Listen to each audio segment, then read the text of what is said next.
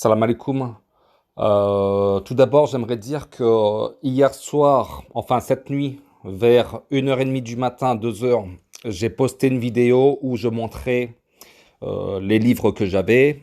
Certains l'ont vu, hein, mais très peu parce que quand tu postes des vidéos à 1h30 du matin, 2h, je sais très bien qu'il y a personne qui regarde les vidéos, mais c'est pas ça. Souvent, il y a des gens qui regardent vers 6, 7 heures du matin les vidéos. Donc c'est plus pour ça que je les mets, pour que les matinaux, oui, les matinaux regardent les vidéos. Euh, vers 11 heures, j'ai mis ça en privé, parce que au fond de moi, je me sentais pas bien. Je sais pas pourquoi, je me sentais pas bien, donc j'ai mis ça, la vidéo en privé. J'ai revu la vidéo. Déjà, l'image était dégueulasse, j'ai vu ça. Parce que j'ai dû refaire un petit montage, mais vite fait pour un ou deux trucs avec le Power Director et ça met la qualité de l'image en petite définition. Et par contre, quand j'ai revisionné, j'avais vu qu'il y avait un truc qui allait pas. Un petit truc, mais pas non plus super dramatique. Mais je l'avais mis en privé pendant 20 minutes, le temps de revisionner la vidéo. Après, je l'ai remise en public. Et ça allait encore pas. Au fond de moi, j'allais pas bien. Et je me suis dit, et j'ai donc revisionné. Et c'est vrai qu'en fait, le truc, c'est que déjà, premièrement, ça manquait de rythme. OK? Et il faut savoir que ce jour même, j'avais lu un peu la Bible du Paul. Et je ne sais pas pourquoi j'avais passé une demi-heure à lire du Paul, ok, qui se trouve vers la fin de la Bible, dans le Nouveau Testament, et je vous assure, ça m'a complètement lavé le cerveau. Lavé le cerveau dans le sens où je sais pas, je me sentais pas bien. Et du coup, toute la soirée, j'étais pas bien. Toute la soirée, avant de faire la vidéo, j'étais pas bien. Et puis, bon, bah, même si la vidéo que j'ai postée, à 90%, 98%, j'assume. Mais il y a 2% où, bon, quand j'ai dit, je parlais du livre d'Enoch. Le livre d'Enoch, j'ai dit que ça venait pas de Dieu. Enfin, c'est pas que ça vient pas de Dieu, c'est que c'est un mélange peut-être de provenance divine. Il y a un mélange de provenance divine et un mélange d'humain. D'ailleurs, il y a deux livres d'Enoch, ok? C'est comme les évangiles, il y a quatre évangiles. Enfin, quatre évangiles, il y en a d'autres apocryphes et tout. Comme j'avais montré l'évangile de Barnabé, il y a l'évangile de Thomas, etc. Mais bon, on sait, il y a, voilà, il y a sûrement des paroles de Jésus dans les évangiles, mais les histoires se contredisent. Donc il y a forcément des récits humains, des rapports humains, des, peut-être des ragots humains aussi, des conjectures humaines à l'intérieur de ces livres. Ok? Mais il y a aussi du rappel dans ces livres. Il n'y a pas de problème. Donc, et aussi, j'ai une tendance à beaucoup culpabiliser. Je suis quelqu'un qui culpabilise beaucoup parce que, bon, même si je fais quelques vidéos sur YouTube et j'essaie de parler de Dieu au mieux, j'ai l'impression que je fais jamais assez. J'ai l'impression que je fais jamais assez. Et ce que j'ai remarqué aussi en revisionnant la vidéo, mais après coup, je me suis dit, bah, ça manque de rythme, hein, déjà, premièrement, et ça manque de l'esprit de combativité. Et ça, je pense qu'il ne faut pas oublier que le Coran aussi, il y a cet esprit de combativité dans le Coran, parce que quand vous lisez le Coran, c'est surtout dans les premières sourates, c'est à base de lutte, d'efforts, de striving en anglais, c'est de lutter, ouais, il y a du combat. Bon, enfin, maintenant, dans le contexte, il y avait du combat de l'ordre de la guerre, mais maintenant, il faut aussi garder cet esprit combatif, je pense. Et ça, quand j'ai fait la vidéo hier, j'avais pas cet esprit combatif, j'avais l'esprit tranquille, du bien guidé, voilà. Enfin, même si on essaie de s'estimer bien guidé, mais il manquait cet esprit combatif. Et puis, mon côté ancien catholique parce que les catholiques, ils sont tout le temps dans la culpabilité. Par exemple, un catholique qui a de l'argent, il n'est pas bien, tu vois. Qui est riche, il se sent pas. méritant d'avoir tout cet argent. Bon, enfin bref. Ce que je vais faire, c'est que je vais éventuellement, Inch'Allah, refaire la vidéo de mes présentations de mes livres, mais autrement. Par contre, là, je vais vous poster une vidéo que je n'ai pas publiée, qui date d'il y a presque un mois, le 15 novembre à midi 42, qui dure 14 minutes 06, que je n'ai pas publiée. Je ne vais pas la couper. En fait, à la base, je voulais faire un montage, mais j'ai trouvé ça trop compliqué. Et du coup, j'ai laissé tomber. Euh, je vais la poster parce que en fait, c'est la première fois, la toute première fois que je parle, je dis un peu mon avis sur la Bible. Bon, il y a quelques références que j'ai citées par la suite, que j'ai éparpillées dans d'autres vidéos, mais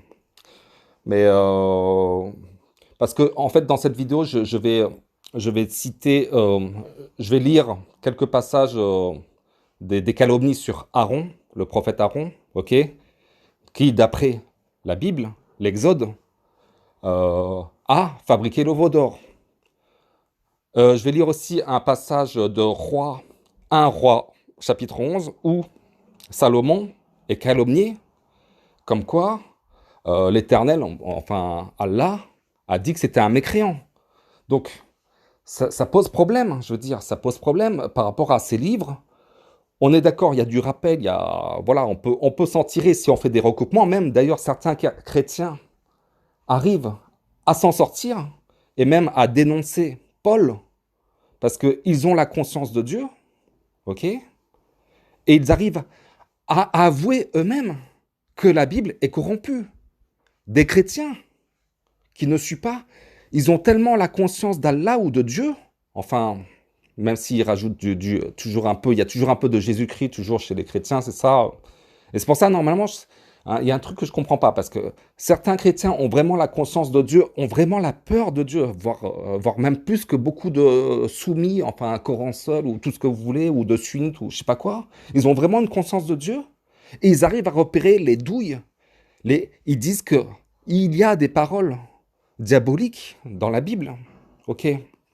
Mais ce que je trouve dommage chez ces chrétiens, c'est que comment ça se fait qu'ils ne reconnaissent pas la parole d'Allah dans le Coran? C'est ça qui me paraît assez hallucinant, parce que moi, lorsque j'ai commencé, enfin, avant de lire le Coran, je lisais la Bible. Et d'ailleurs, les passages, par exemple, les histoires de Job ou l'Ecclésiaste m'ont sauvé la vie. À l'époque, j'étais complètement déprimé, pas au bord du suicide, parce que je n'ai jamais pensé au suicide, mais j'étais au bord de l'effondrement moral. Et en lisant l'histoire de Job dans la Bible et les enseignements, la sagesse de Salomon dans la Bible aussi, dans l'Ecclésiaste, ça m'a donné une foi. Donc la foi en Dieu qui m'a sauvé aussi. Ok. Et c'est par la suite, quand j'ai commencé à lire le Coran, avec ce début, au nom d'Allah, le Tout-Puissant, le Miséricordieux, ou au nom d'Allah, le Très Miséricordieux, le Très Miséricordieux, comme vous voulez. Là, voilà, c'est plus au nom du Père, du Fils et du Saint-Esprit. C'est plus au nom du Père, c'est au nom d'Allah, au nom de Dieu. Là, j'ai retrouvé la parole d'Allah. Et du coup, j'ai délaissé la Bible. Mais voilà, c'était presque radical. Donc, je vais vous passer une vidéo que je n'ai jamais postée, publiée, parce que, voilà, je fais référence à des passages bibliques. Et pourquoi je ne l'ai pas publiée à l'époque? Parce que lorsque je lis l'histoire de Salomon, j'ai trouvé que ça manquait de rythme. J'avais lu, c'est quand même assez calomnieux envers Salomon. Et je sais pas, il y avait un truc, j'étais pas... maintenant, je l'ai un peu revisionné. Je pense que ça peut être un enseignement aussi pourquoi il faut se méfier de la Bible et ne pas dire que ça vient d'Allah. Enfin, si, il y a sûrement dans la Bible des enseignements d'Allah, mais ne pas oublier que c'est des transmissions humaines, avec de la corruption humaine. Ok?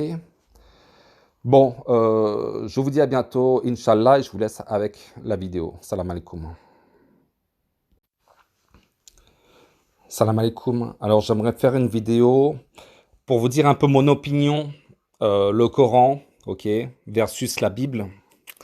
Parce que malheureusement, je vois des gens mettre au même niveau les versets du Coran avec les versets de la Bible. À titre personnel, ça me dérange beaucoup. Alors, mon background, c'est-à-dire, j'ai des origines catholiques, ok? J'ai fait ma première communion, j'ai fait du catéchisme quand j'étais petit. Alors, le catéchisme, je vais vous dire mon expérience, j'ai dû faire 2-3 ans de catéchisme, vers l'âge de 8 ans, 9 ans. Là-bas, on n'apprend pas Dieu, hein, on n'apprend pas à aimer Dieu. Je ne sais pas ce que j'ai appris, mais j'ai aucun souvenir. Je sais juste que tous les mercredis matins, comme j'étais dans une école catholique privée, j'allais faire du catéchisme, mais aucun, j'allais dans les églises et tout, aucun amour de Dieu, en tout cas aucun ressenti envers Dieu. C'est mon souvenir, hein. Ensuite, j'ai lu, pas toute la Bible, on va dire entre 25 et 30%, mais juste assez pour avoir une bonne idée d'ensemble, parce que c'est quand même un grand livre, hein, la Bible. Et quand je lis, vous savez, quand je lis assez profondément, je veux dire avec attention. Donc, je lis pas de travers. Enfin, les 25% que j'ai lus, c'est vraiment assez attentivement. Et ensuite, donc j'avais lu une partie de la Bible avant de commencer le Coran. Et je suis désolé, une fois que j'ai lu le Coran, dès le premier verset, au nom de Dieu le Tout-Puissant, enfin moi je dis le Tout-Puissant, mais au nom de Dieu le Miséricordieux, le Très Miséricordieux, une fois que j'ai commencé ce premier verset, c'est bon, ça vient de Dieu. Tandis qu'avec la Bible, j'étais jamais satisfait. Ok, c'est un peu comme les gens qui sont pas satisfaits du Coran, qui veulent voir ailleurs. Moi, j'étais pas satisfait de la Bible et j'allais voir le Coran. Et le Coran m'a fait délaisser la Bible. Hein. Sauf que on voit par-ci par-là des gens qui se revendiquent du Coran à avoir l'esprit coranique, mais entre-temps, l'esprit coranique, mais l'esprit avec l'esprit coranique biblique. Ça pose gros problème et je vais vous dire pourquoi. Parce qu'il y a beaucoup de douilles dans la Bible. Pourquoi? Pourquoi il y a beaucoup de douilles dans la Bible? Parce que ça a été confié à qui? À la garde de qui? À la garde d'Allah? Non. C'est pas là. Les livres bibliques, les écrits antérieurs n'ont pas été confiés, enfin, ont été confiés à des hommes, à la garde des hommes. Hein, tandis que le Coran est sous la garde d'Allah. On va lire ce verset 544, mais avant de lire ce verset, j'aimerais dire que ça me fait penser, vous savez, justement à ce verset qui dit que le prophète va dire « Mon peuple a délaissé ce Coran ». Hein, on voit bien les traditions sunnites, chiites, qui ont pour base bien sûr le Coran, mais vont voir ailleurs. Attention, je ne mets pas au même niveau les écrits bibliques et les écrits postérieurs au Coran, soi-disant la sunna du prophète. Je ne mets pas ça au même niveau, hein. Mais c'est vrai que la Bible, pour moi, c'est une tradition écrite orale, enfin une transmission orale qui est devenue une transmission écrite. Enfin, je ne sais pas comment ça s'est transmis, mais ça, il y a beaucoup de douille à l'intérieur. Ok? Donc c'est une transmission, une tradition d'homme à homme. Tandis que le Coran, puisque ça a été écrit d'une certaine façon et ça a été transmis d'une certaine façon, que même ceux qui ne parlent pas arabe l'ont appris par cœur et qu'ils arrivent à transmettre le Coran sans comprendre un seul mot, enfin juste en l'apprenant par cœur, hein, en phonétique ou je sais pas, en écoutant d'autres récitateurs, ils arrivent à transmettre le Coran sans comprendre un seul mot de ce qu'il raconte, de ce qu'il chante, hein, ou de ce qu'il... enfin, on appelle ça chanter, enfin, chacun son terme. Donc, c'est ça qui est fort dans le fait que ce Coran est préservé et gardé et est sous la garde d'Allah. Tandis que dans le 544, on va comprendre que nous avons fait descendre la Torah, dans laquelle il y a guide et lumière. C'est sur sa base que les prophètes se sont soumis à Allah, ainsi que les rabbins et les docteurs jugent les affaires des Juifs. Car on leur a confié la garde du livre d'Allah. Et ils en sont les témoins. Ne craignez donc pas les gens, mais craignez-moi. Et ne vendez pas mes enseignements à vil prix. Et ceux qui ne jugent pas d'après ce qu'Allah a fait descendre, les voilà les mécréants. Donc, on voit que on leur a confié la garde du livre. Et ils en sont les témoins. Donc, ce sont des hommes. Ok? Et ce qui est intéressant, c'est qu'on sait que ils ont vendu les enseignements d'Allah à vil prix. Parfois, ils ont tordu avec leur langue. Ou parfois, ils ont même caché des livres. Par exemple, moi, les feuillets d'Abraham, je ne sais pas où ils sont. Il y a pas mal de livres de prophètes dont parle Allah dans le Coran. On ne sait pas où ils sont. Désolé. Donc, Allah nous demande de croire en ses messagers et en ses livres. On y croit. Il n'y a pas de problème. Par contre, la fiabilité se trouve dans le Coran. Exemple de douille biblique. Par exemple, Exode 32. On va aller de 31 à 35. C'est au sujet du veau d'or. Et on va voir qui est accusé d'avoir fabriqué le veau d'or. Et si vous ne connaissez pas la Bible, vous allez être surpris, voire même choqué. Alors, on va commencer par le verset 31. Moïse retourna vers l'Éternel et dit, « Ah, ce peuple a commis un grand péché. Ils se sont fait un dieu d'or. Pardonne maintenant leur péché. Sinon, efface-moi de ton livre que tu as écrit. » L'Éternel dit à Moïse, « C'est celui qui a péché contre moi que j'effacerai de mon livre. Va donc, conduis le peuple où je t'ai dit, voici mon ange marchera devant toi. Mais au jour de ma vengeance, je les punirai de leurs péchés. » L'Éternel frappa le peuple parce qu'ils avaient fait le veau, fabriqué par le Aaron. Enfin, j'ai fait exprès de dire le Samiri. Non, par Aaron. Aaron, le prophète. Hein. Attention, c'est pas n'importe qui. Quand on lit la Genèse et tout, il y a beaucoup de choses qui ne concordent pas avec le Coran.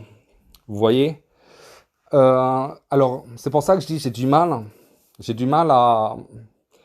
à sortir des versets de la Bible, parce que tu peux sortir, sans le vouloir, tu peux sortir une douille, alors que certaines personnes nous font croire que c'est au niveau, mais vraiment, hein, certaines personnes, comme Abdelkarim, nous font croire que c'est au même niveau que le Coran.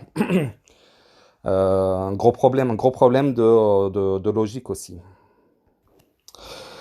Ouais, je le répète, pour moi, ça ressemble beaucoup à ces personnes que je pense. Ça ressemble beaucoup ils ont presque un peu la même mentalité que les sunnites, que les chiites. Le Coran, bien un peu par-ci par-là, et puis ouais, on va les voir ailleurs. C'est peut-être plus détaillé, alors que Dieu nous dit que c'est un livre détaillé, hein, le Coran. Et puis Dieu nous dit que c'est nous qui avons fait descendre le rappel. Et nous en sommes le gardien. Dieu est gardien du rappel, donc du Coran. Bon, après, je dis pas que dans la Bible, il n'y a pas le rappel.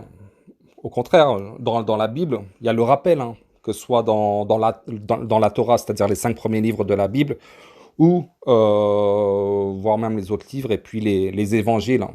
Les évangiles aussi, hein, il y a plein de douilles.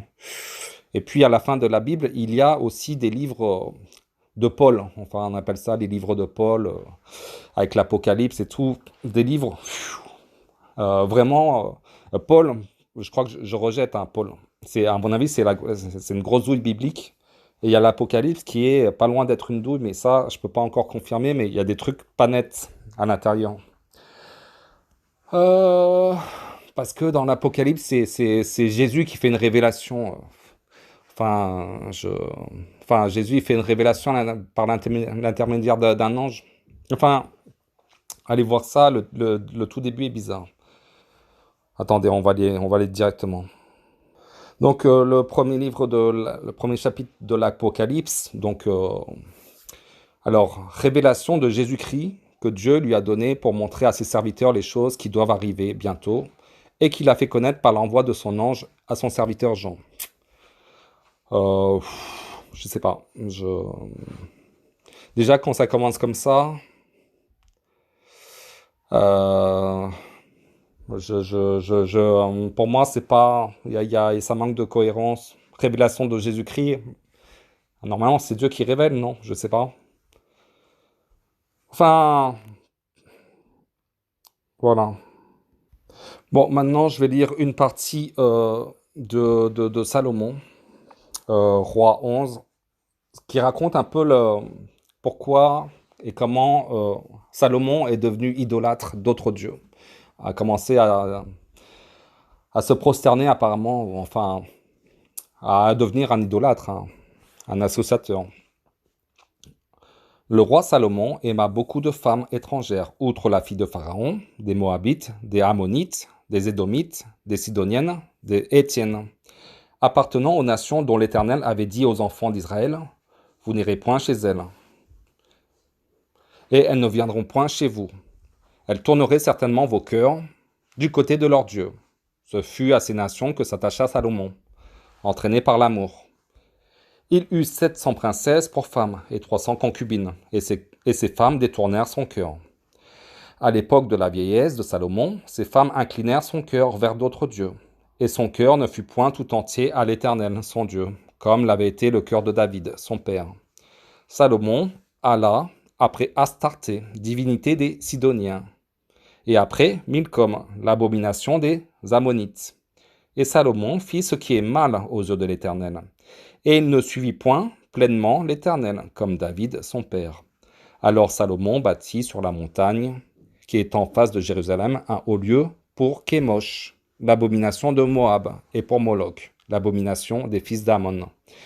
Et il fit ainsi pour toutes ces femmes étrangères qui offraient des parfums et des sacrifices à leurs dieux. L'Éternel fut irrité contre Salomon, parce qu'il avait détourné son cœur de l'Éternel, le Dieu d'Israël, qui lui était apparu 2 fois. Il lui avait à cet égard défendu d'aller après d'autres dieux, mais Salomon n'observa point les ordres de l'Éternel. Et l'Éternel dit à Salomon, « Puisque tu as agi de la sorte, et que tu n'as point observé mon alliance et mes lois, que je t'avais prescrites, je déchirerai le royaume de dessus de toi, et je le donnerai à ton serviteur. Seulement, je ne le ferai point pendant ta vie à cause de David, ton père. C'est de la main de ton fils que je l'arracherai. » Ainsi de suite, ainsi de suite. Ce qu'on peut comprendre, c'est que Salomon il aimait beaucoup les femmes et que ces femmes ont détourné le cœur de Salomon. Et puis pour faire plaisir plus ou moins à ces femmes, il a commencé à construire, à bâtir des statues ou des trucs pour idolâtrer les idoles du peuple de ces femmes. Est-ce que coraniquement, est-ce que vous voyez ça de Salomon? Je veux dire... Non, mais même s'il y a un verset qui confirme que Salomon n'était pas mécréant, mais est-ce que on a l'impression que Salomon était comme ça, en lisant le Coran? Je vais juste lire le début de 202 parce que il est super long ce verset, et c'est le début qui est assez intéressant. Et ils suivirent ce que les diables racontent contre le règne de Soleiman, alors que Soleiman n'a jamais été mécréant, mais bien les diables. Ok? Soleiman n'a jamais été mécréant, mais bien les diables. C'est-à-dire quoi? Ils suivirent ce que les diables racontent contre le règne de Soleiman. Est-ce qu'il y a des écrits diaboliques dans la Bible? Je sais pas. Alors, c'est pour ça, le peu d'expérience que j'ai de la Bible et le peu que j'ai lu et le assez que j'ai vu comme douille et surtout comme contradiction par rapport au Coran, en sachant que le Coran prévaut sur les autres livres, qu'il a une dominance. Et puis quand je vois des gens mettre ça à égalité, la Bible et le Coran, ouais, je suis désolé. On n'a pas la même religion au final. On n'a pas la même religion. On n'a pas, enfin, je dis pas que ce ne sont pas des croyants, mais on n'a pas la même vision du Coran. Voilà, c'est juste, ça me dérange beaucoup, hein. Voilà. Je vous dis à bientôt, Inch'Allah, salam alaikum.